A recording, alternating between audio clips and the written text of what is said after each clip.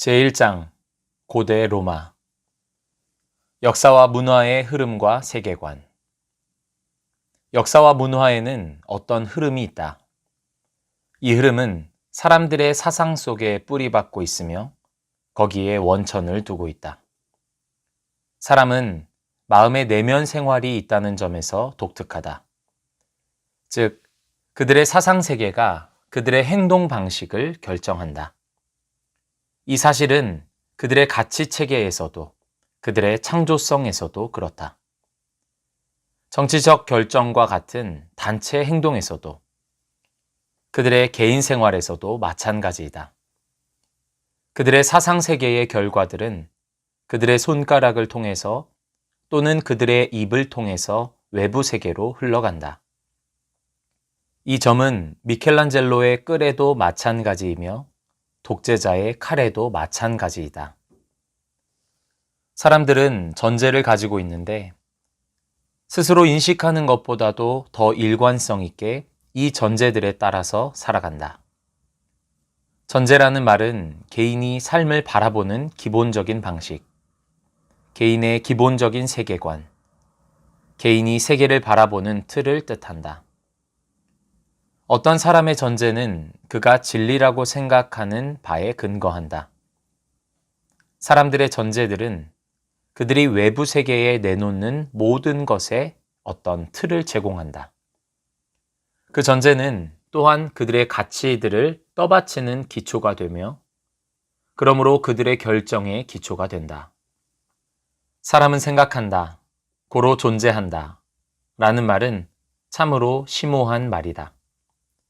개인은 그를 둘러싼 힘들의 산물이 아니다. 그는 마음, 즉 내면 세계를 지니고 있다. 이처럼 사람은 생각함으로써 행동을 외부 세계에 나타낼 수 있고 그렇게 하여 외부 세계에 영향을 미칠 수 있다. 사람들은 행위자가 마음속에서 살고 있고 따라서 그가 외부 세계에 참된 행위자가 된다는 사실을 잊고서 행동의 외부를 보는 경향이 있다. 그러나 내면의 사상 세계가 외부의 행동을 결정하는 것이다. 아이가 홍역에 걸리듯이 대부분의 사람들은 가정과 주변 사회에서 자기의 전제를 택하게 된다.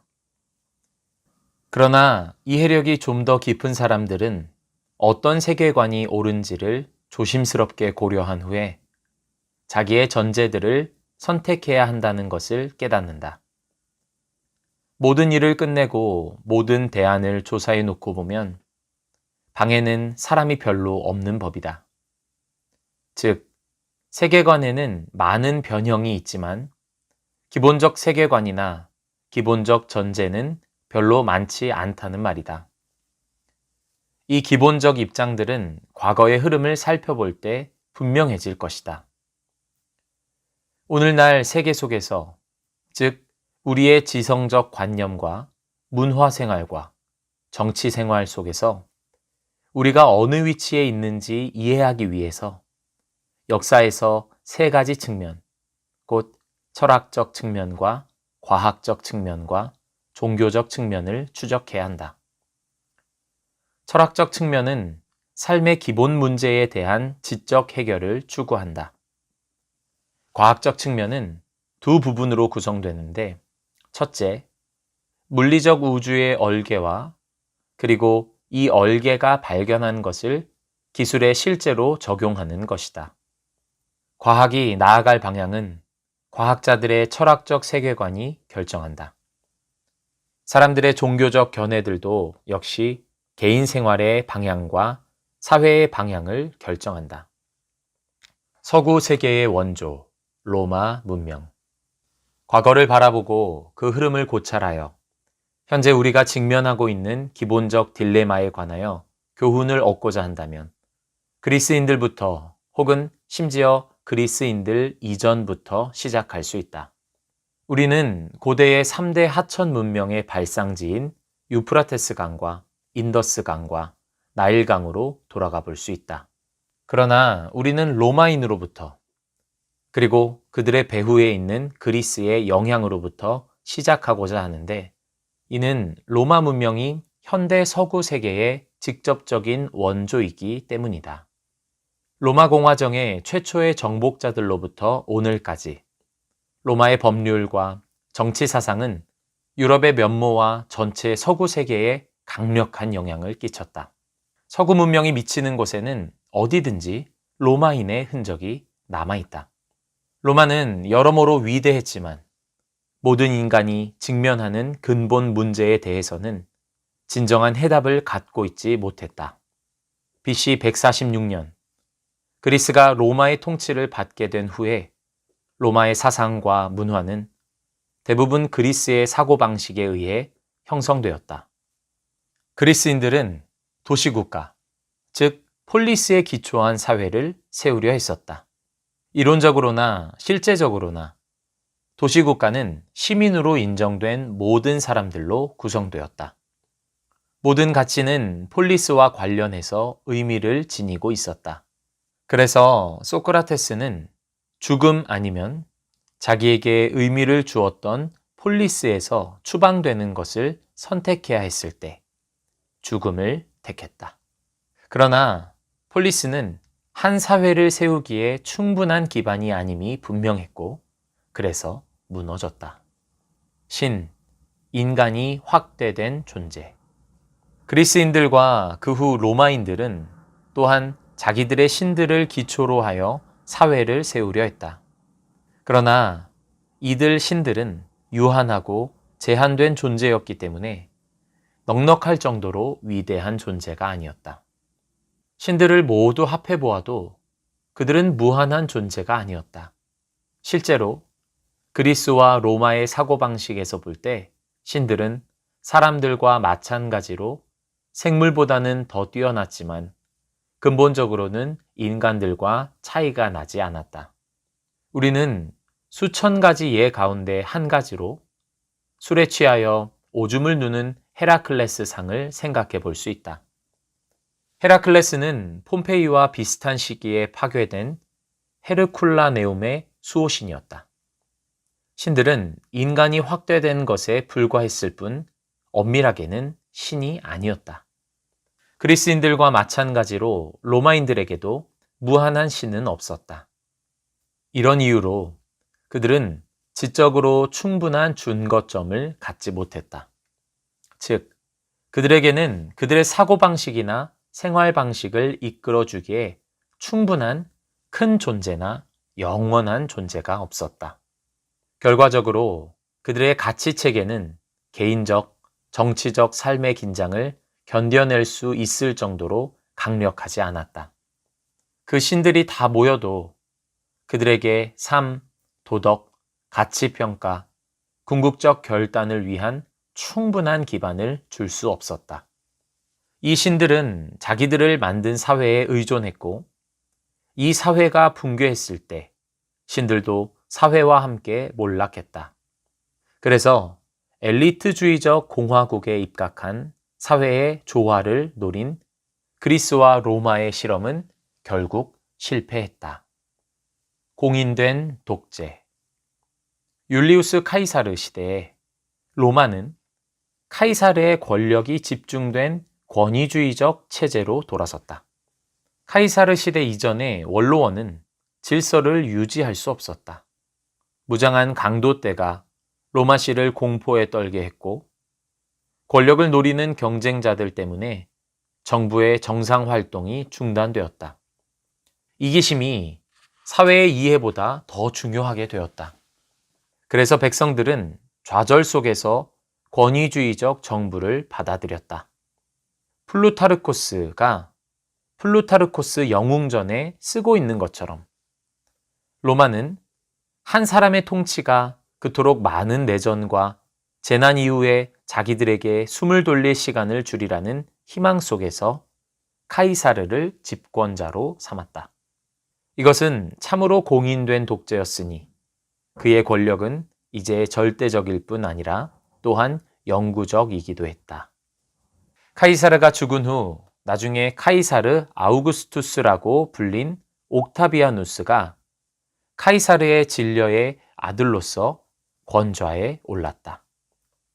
그는 카이사르의 양자로 입양된 자였다. 위대한 로마의 시인 베르길리우스는 아우구스투스의 친구였는데 아우구스투스가 신에 의해 임명된 지도자이며 로마의 사명은 평화의 문명을 세상에 가져다 주는 것임을 보일 심산으로 아이네이스를 기록했다. 아우구스투스가 외적으로나 내적으로나 평화를 확립하고 외부적으로는 입헌적 형식을 따랐으므로 로마의 모든 계층은 정치체제, 사업, 그리고 일상사의 기능을 회복하고 확고하게 하기 위하여 기꺼이 그에게 모든 권력을 주었다. BC 12년 이후로 그는 국가 종교의 수장이 되어 최고 신관의 칭호를 얻고서 로마의 정신과 황제의 초월성을 숭배할 것을 모든 사람에게 촉구했다. 후에 이것을 제국의 모든 백성에게 강요했고 그 이후에 황제들은 신처럼 지배했다. 아우구스투스는 도덕과 가정생활에 관하여 입법하려 했고 그 뒤에 나타난 황제들은 인상적인 법률적 개혁과 복지 계획을 시도했다.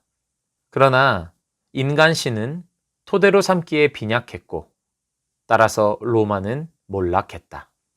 로마 문화를 이긴 기독교 세계관. 한 민족의 삶이 압박을 받을 때 그들의 세계관이 어떻게 힘을 발휘하는지를 깨닫는 일은 중요하다.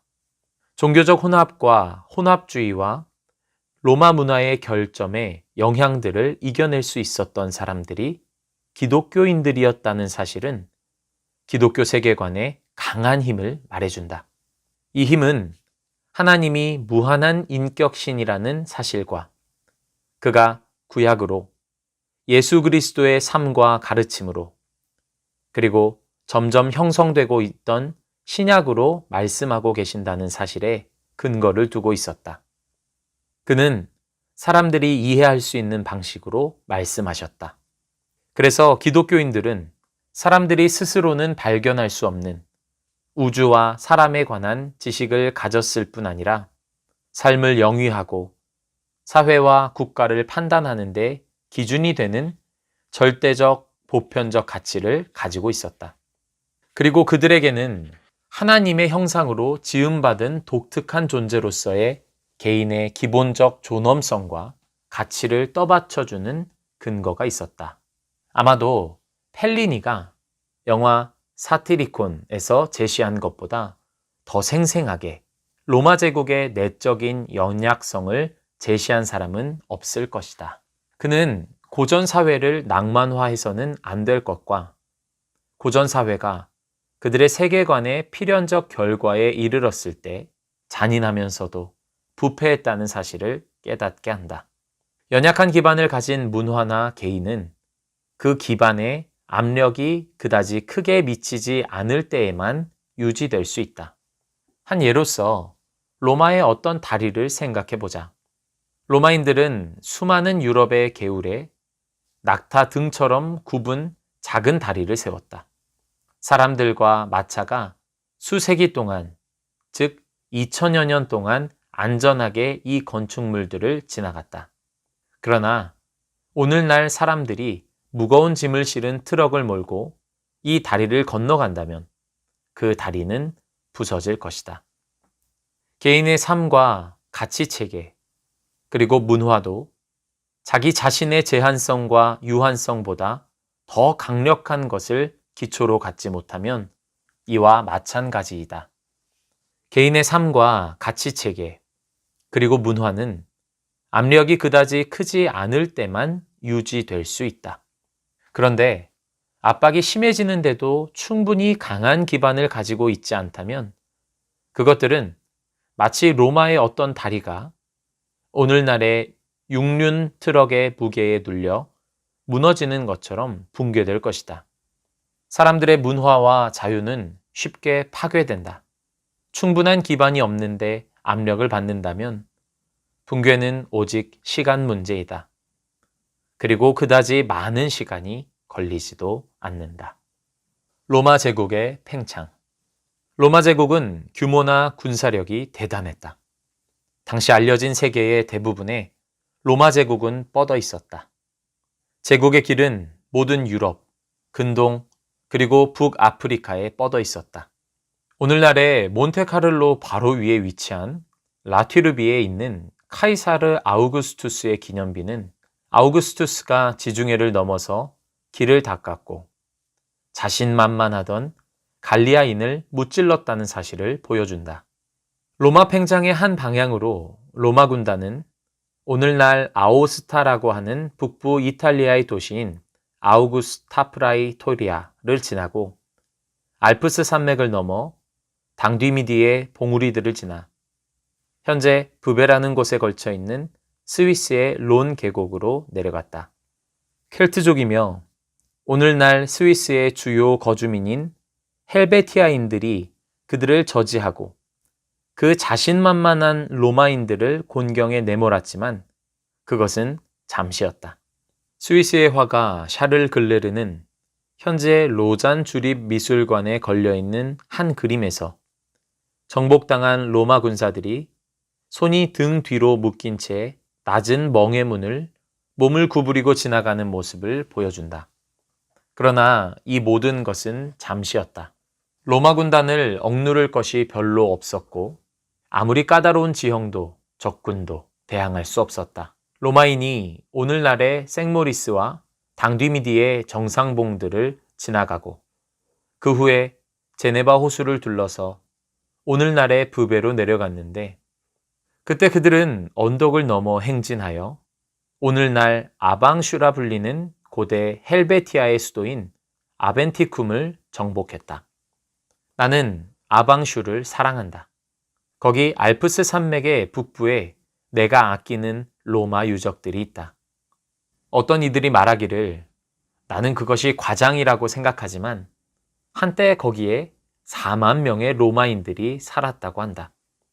오늘날 로마 성벽들의 유적은 가을바람에 흔들리는 밀밭 사이로 나타난다. 언덕을 넘고 원형 경기장과 극장과 사원이 있는 작은 로마와 같은 아방슈를 내려다보면서 북부의 광활한 지역에서 고향으로 무거운 걸음을 옮기는 어느 로마 군단의 병사를 상상해 볼 수 있을 것이다. 아방슈에서 발견된 마르쿠스 아우렐리우스의 금 흉상으로 알 수 있듯이 로마의 풍요는 아방슈에 있었다. 점차로 기독교가 로마의 아방슈에 이르렀다. 이러한 사실은 그 시대의 묘지를 연구해 보면 알 수 있다. 로마인들은 죽은 자들을 화장했고 기독교인들은 매장을 했다.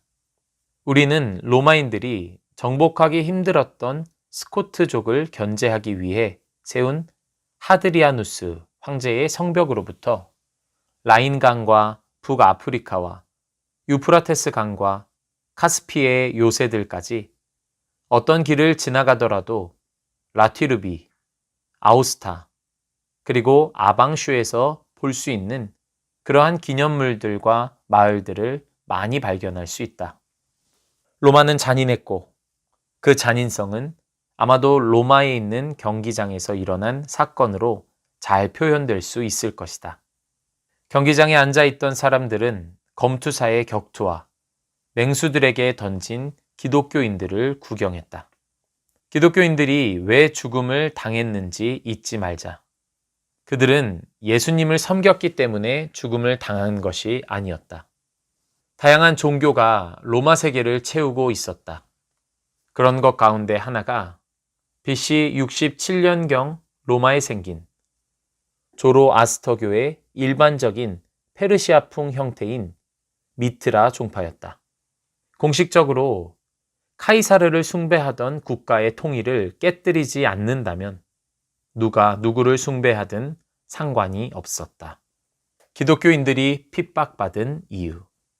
기독교인들이 죽음을 당한 이유는 그들이 반역자였기 때문이었다. 이런 일은 그들이 유대 회당에서 점차로 배척당하여 율리우스 카이사르 시대 이래로 유대인들에게 허용된 면책권을 상실하고 난 후에 특히 두드러졌다.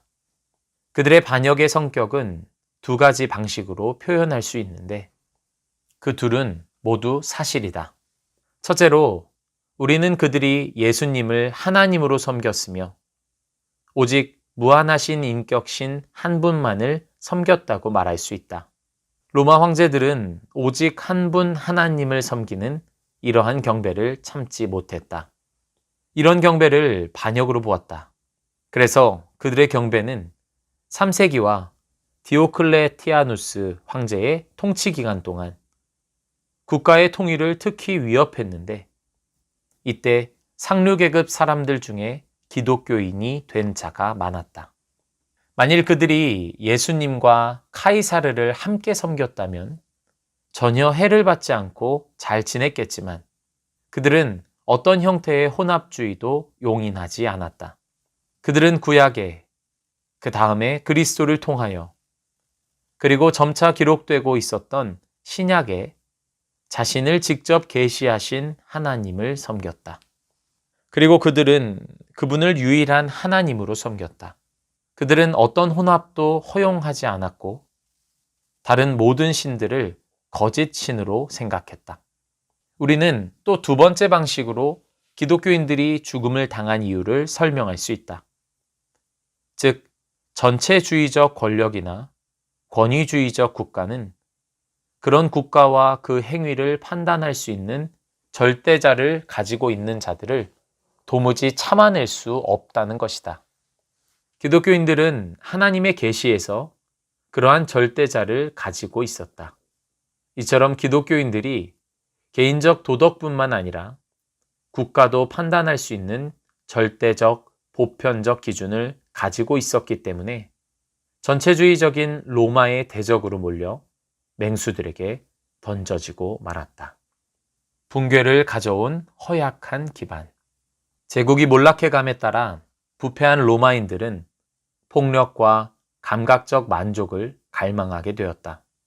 이 점은 특히 그들의 문란한 성행위에서 분명하게 나타난다. 예를 들면 폼페이에서는 공화정이 과거지사가 되어버린 후 1세기 정도가 지나자 남근 숭배가 심해졌다. 지나친 성행위를 표현한 조각과 그림들이 부요한 가정집을 장식했다. 폼페이의 예술이 모두 이러했던 것은 아니지만 성적인 표현은 부끄러움을 느끼지 못하는 것처럼 난잡했다. 콘스탄티누스 황제가 기독교인의 박해를 종식시켜 기독교가 처음으로 합법적 종교가 되었으며 그 후 제국의 공식적인 국교가 되었지만 대부분의 국민들은 옛날 자기 방식대로 살아갔다. 무감각은 후기 제국의 주요한 특징이었다. 무감각이 드러나는 여러 방식 가운데 하나는 예술에서 나타난 창조력의 결핍이었다. 공식적으로 후원을 받던 예술의 몰락을 쉽게 보여주는 예가 있는데 그것은 로마의 콘스탄티누스 개선문에 있는 4세기의 작품이 트라야누스 황제 시대 이래로 기념물에 사용되었던 2세기의 조각물에 비해 초라하다는 것이다. 엘리트들은 사회생활을 지적으로 탐구하는 일을 포기했다. 공식적으로 후원을 받던 예술은 퇴폐적이었고 음악은 점차 과장되었다. 심지어 동전의 초상화들까지 저질이 되었다. 모든 삶에는 무관심이 두드러지게 나타났다. 로마의 경제가 심한 인플레와 사치스러운 정부에 시달리며 더욱 악화되면서 무관심에 대처하기 위하여 권위주의가 심해졌다. 노동이 더 이상 자발적으로 이루어지지 않자 국가 권력이 점차 노동을 관장하게 되었고 자유는 사라졌다. 예컨대 법률이 통과되어 소농민들은 자기 토지에 묶여버렸다. 그래서 전반적인 무감각과 그 결과들 때문에 그리고 압제적인 통제 때문에 이 옛 문명이 유지될 가치가 있다고 생각하는 사람은 거의 없게 되었다. 로마는 야만족의 침입과 같은 외적인 힘 때문에 몰락한 것이 아니다. 로마의 몰락은 내적으로 견고한 기반을 가지고 있지 못했기 때문이며 야만족은 다만 그 붕괴를 완결지었을 따름이다. 그리하여 로마는 점차 폐허가 되어 갔다.